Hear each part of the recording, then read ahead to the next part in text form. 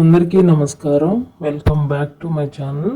ఈరోజు ఉచిత బస్సు సేవల గురించి ఆంధ్రప్రదేశ్లో ఏపీ ప్రభుత్వం తీసుకున్న నిర్ణయాల గురించి మనం ఈరోజు క్లియర్గా మాట్లాడుకుందాం. చాలామందికి చాలా ఫ్రస్ట్రేషన్గా ఉంటుంది. ఉచిత బస్సు ప్రయాణం అనేది ఇంకా ఎందుకు గ్రీన్ సిగ్నల్ ఇవ్వలేదు ఏపీ గవర్నమెంట్?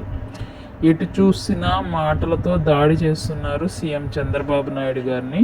అయితే నేను కొన్ని విషయాలు తెలుసుకున్నాను. నాకు అనిపించింది ఉచిత బస్సు ప్రయాణం చేయడానికి ఏమీ అర్హతలు అవసరం లేదు కదా, స్త్రీలు అయితే చాలు కదా, ఎందుకు ఇంకా అమలు చేయట్లేదని నేను కూడా ఆలోచించాను. చాలా వరకు ఆగస్టు 15 అన్నారు, అది కూడా దాటిపోయింది.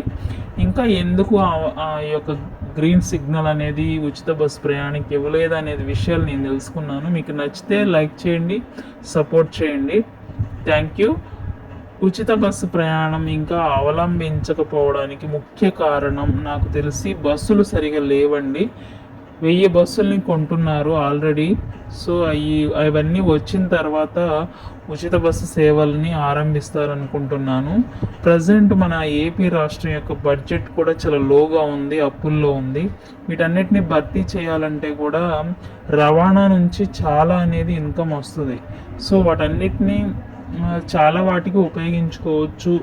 ఈలోపు ఒక 1000 బస్సులు కొంటున్నాం కదా, వీటన్నిటిని ఒక మేనేజ్ చేయొచ్చు అని సారు ఆలోచిస్తున్నట్టుగా ఉన్నారు చంద్రబాబు నాయుడు గారు. కానీ బరిలో ఉన్నవారికి, పరుగు పందెంలో ఉన్నవారికి ఆ బాధ ఏంటో తెలుస్తుంది, పక్కన ఉన్న వారికి ఆ బాధ అర్థం కాదు. కాబట్టి మనం ఏపీ ప్రజలుగా అభివృద్ధి పదంలో నడుస్తున్న చంద్రబాబు నాయుడు గారికి వీలైతే మనం థ్యాంక్స్ చెప్పాలి, కానీ ఆయన్ని అవమానకరంగా మనం మాట్లాడకూడదు. ఈ మాట కొంతమందికి బాధ కలిగించవచ్చు. బట్ ఏంటంటే వచ్చిన 2 నెలల్లోనే చాలా వరకు చాలా విషయాలు ఒక క్లారిటీ వచ్చిందండి. ఆ వీడియో నేను తర్వాత చేస్తాను. ఎన్ని పథకాలు అమలైనవి, ఎంత కృషి చేస్తున్నారు అనేది ఒక వీడియో చేస్తాను రేపే.